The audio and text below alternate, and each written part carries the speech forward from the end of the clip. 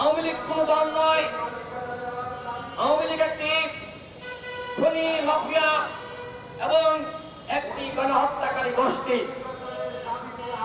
৭১-এর পরে শেখ মুজিবের নেতৃত্বে প্রায় ৩০,০০০ জাসদ এবং ওই সময়কার রাজনৈতিক দলের নেতাকর্মীদেরকে হত্যা করা হয়েছে।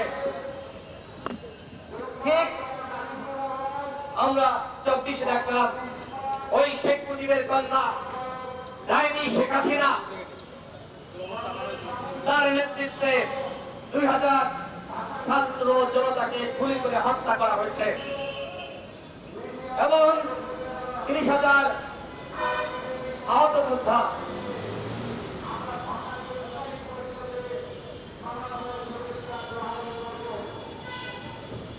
এই যে ৩০,০০০ মানুষ, তারা এখনো পর্যন্ত হাসপাতালের বিছানায় কাতরাচ্ছে। অনেকে আমাদের অফিসে এসেছে, আমরা কথা বলেছি। যারা গুরুতর আহত, এদেরকে মাত্র ১ লাখ টাকা করে ক্ষতিপূরণ দেওয়া হয়েছে। আমাদের জীবনটা কি এতটাই মূল্যহীন এই সরকারের কাছে যে মাত্র ১ লাখ টাকা? ১ লাখ টাকা দিয়ে কি চিকিৎসা হয়?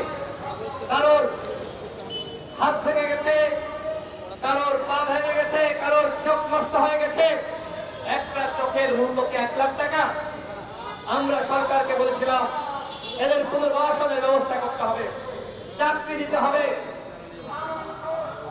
এদের ভাতা দিতে হবে, এদের চিকিৎসার ব্যবস্থা করতে হবে। এই যে এত মানুষ এইভাবে যারা আহত হলো, কয়জনকে বিদেশে চিকিৎসার জন্য নিয়ে যাওয়া হয়েছে? কয়জনকে? আমরা প্রশ্ন রাখছি। এই সরকার আহতদের পুনর্বাসন করতে পারে নাই। আমরা বলেছিলাম প্রত্যেকটা শহীদ পরিবারকে ন্যূনতম ১ কোটি টাকা করে ক্ষতিপূরণ দিতে হবে। দিয়েছে? একটা জুলাই ফাউন্ডেশন গঠন করা হয়েছিল। এই ফাউন্ডেশনের কাজটা কি এখনো পর্যন্ত আমরা বুঝতে পারলাম না। জুলাই ফাউন্ডেশনের সাধারণ সম্পাদক সার্জিস আলম, তিনি পদত্যাগ করলেন। দায়িত্ব নিয়েছিলেন শহীদ পরিবারকে ক্ষতিপূরণ দেবে, আহতদের পুনর্বাসন করবে, সেই কাজে ব্যর্থ হয়ে তিনি পদত্যাগ করলেন। অবশ্যই এটি ভালো, বাংলাদেশে পদত্যাগ করার নজির নাই, তিনি নজির সৃষ্টি করেছেন। আর সেই জায়গায় আমি তাকে ধন্যবাদ দিই যে ব্যর্থ হয়ে তিনি পদত্যাগ করেছেন। এই অন্তর্বর্তীকালীন সরকারের অনেক উপদেষ্টারা যারা কি কাজ করে আপনারা কেউ জানেন? অনেক উপদেষ্টার নাম পর্যন্ত আমরা জানি না। তারা কি আসলে দাপ্তরিক কাজ করছে নাকি করছে না আমরা সেটিও জানি না।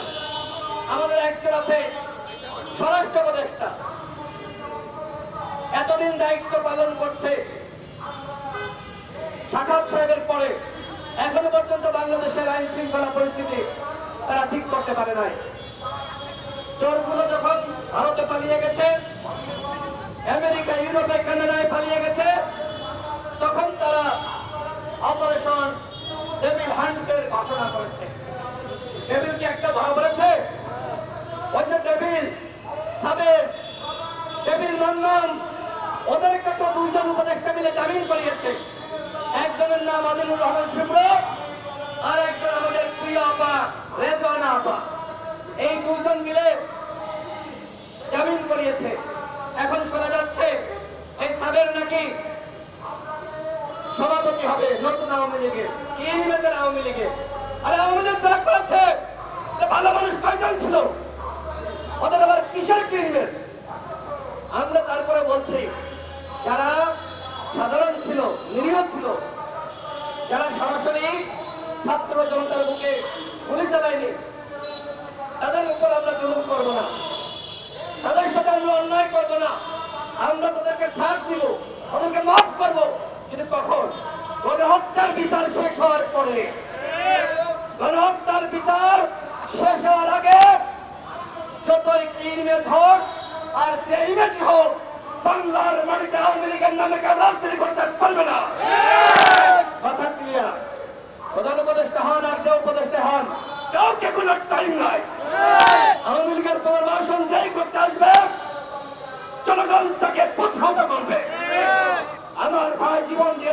দিয়েছে, আর তোমরা এখন এই অবিপ্লবী সুশীল উপদেষ্টারা আওয়ামী লীগের পুনর্বাসন মানাও। এইসব পুনর্বাসন করতে দেওয়া যাবে না বন্ধুগণ। আপনারা দেখেছেন 18 সাল থেকে আমরা কিভাবে সংগ্রাম করছি। আমাদের দলের অঙ্গ সংগঠনের 11 জন শহীদ হয়েছে, অসংখ্য সহযোদ্ধা গুলিবিদ্ধ হয়েছে। এই 24 সাল পর্যন্ত কখনো শুনেছেন নিয়োগ কেলেঙ্কারি? কখনো শুনেছেন ঘুষ বাণিজ্য? কখনো চাঁদাবাজির গল্প শুনেছেন? মিডিয়ার ভাইরা চ্যালেঞ্জ করে বলছে, কেউ যদি 1 টাকার চাঁদাবাজি প্রমাণ করতে পারেন রাজনীতি ছেড়ে দিব। কথাই স্পষ্ট, আমরা রাজনীতি করি দেশের জনগণের জন্য, রাজনীতি করি এদেশের মানুষের জন্য। আমরা অন্যের হক করে নিজেরা কোটিপতি হব সেই জন্য রাজনীতি করি না।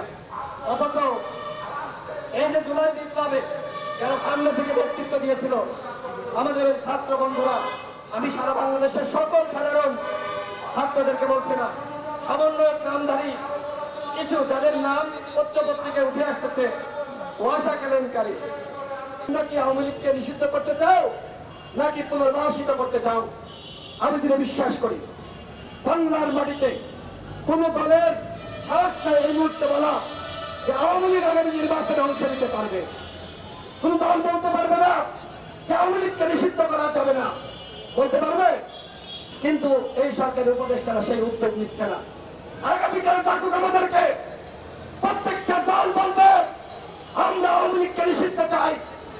আমাদের স্পষ্ট কথা, আপনারা অন্য জায়গায় ব্যর্থ হন মাফ করে দিব, কিন্তু আওয়ামী লীগকে নিষিদ্ধ না করে যদি আপনারা ক্ষমতার চেয়ার থেকে বিদায় নেওয়ার চেষ্টা করেন তাহলে কেউ এই মন্ত্রী পাড়ায় ঘুমাইতে পারবেন না, কোন উপদেষ্টা বাড়ি ঘরে থাকতে পারবেন না।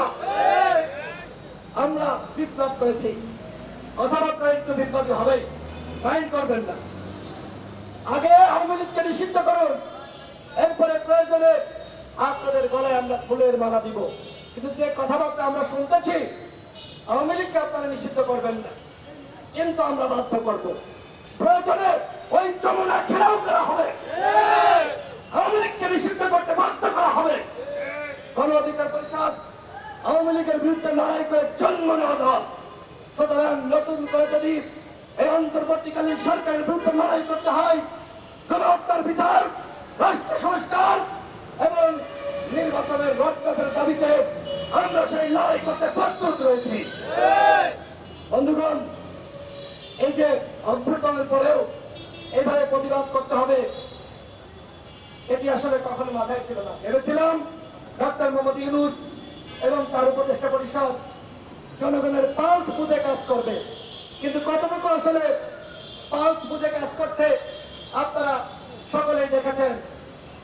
উপদেষ্টারা যদি আজকে রাস্তায় বেরোতো, একজন রিক্সা চালক, ভ্যান চালক তাদের কাছে জিজ্ঞেস করতো যে ভাই তুমি কি চাও, তুমি কেমন আসো, এটি জিজ্ঞেস করলে কিন্তু তারা উত্তর পেয়ে যেত যে আসলে আমাদের কি করা দরকার। তারা কি করে, যে সচিবালয়ের পাশে ওই মন্ত্রীপাড়ার বাড়ি থেকে বের হয়, সচিবালয়ে ঢোকে, এরপরে বিকাল 5টায় আবার বাসায় গিয়ে চা নাস্তা খায়, আরামে সে জীবন কাটাচ্ছে। তাদের দরকার ছিল গ্রামগঞ্জে যাওয়া, পাড়া মহল্লায় যাওয়া, যে সেখানকার পরিস্থিতি কেমন। যদি আপনি জনবান্ধব সরকার হতেন তাহলে আপনি সেটি করতে পারতেন। আমরা মনে করেছিলাম যে আমাদের প্রধান উপদেষ্টা হবেন হযরত ওমরের মতন শাসক, কিন্তু সেটি আমরা লক্ষ্য করছি না। তিনি হযরত ওমর হতে পারেন নাই। খুব কষ্ট লাগছে অত্যন্ত। তার যে ইমেজ, তিনি চাইলে বাংলাদেশকে নতুন ভাবে তিনি গঠন করতে পারতেন। গণ অধিকার পরিষদের পক্ষ থেকে আমরা প্ল্যান চেক দিয়েছিলাম, যতদিন লাগে কাজ করেন, কিন্তু এখন প্রত্যাহ বলছি নির্বাচন দেন। দেখেন, এই যে এখন আমাদের সেনাবাহিনীকে জনগণের মুখোমুখি দাঁড় করানোর ষড়যন্ত্র চলছে, এই অভ্যুত্থানে সেনাবাহিনীর ভূমিকা নাই।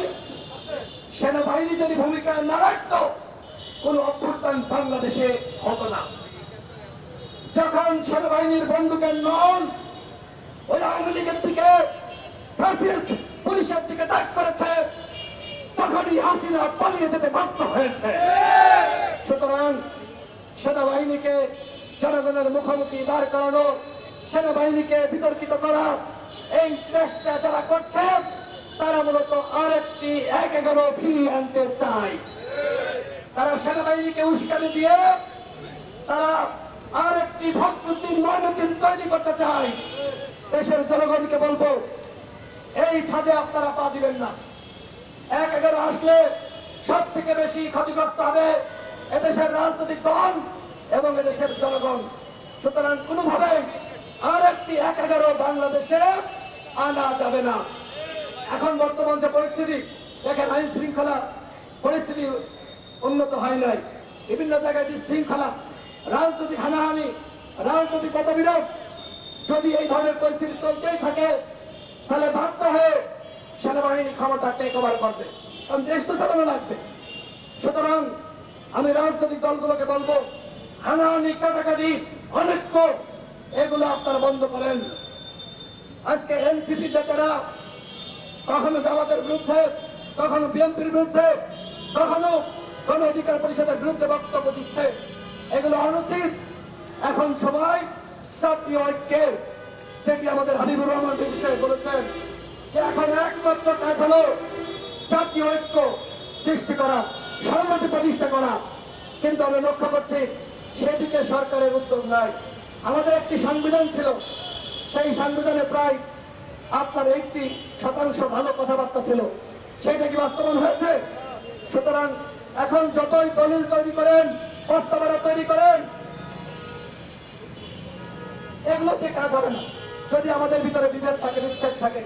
আমি প্রধান উপদেষ্টাকে বলবো, সকল দলকে ডাকেন, সকল দলকে ডাকেন এবং ডেকে আপনি তাদের কাছ থেকে সহযোগিতা প্রত্যাশা করেন এবং রাষ্ট্র সংস্কারের কি কি করতে চান আপনি সেখানে গোল টেবিল আলোচনা করেন। প্রয়োজনে টানা সপ্তাহব্যাপী আলোচনা হবে, সপ্তাহব্যাপী আলোচনা, সেখানে ফয়সালা হবে যে আগামী রাষ্ট্র কিভাবে চলবে।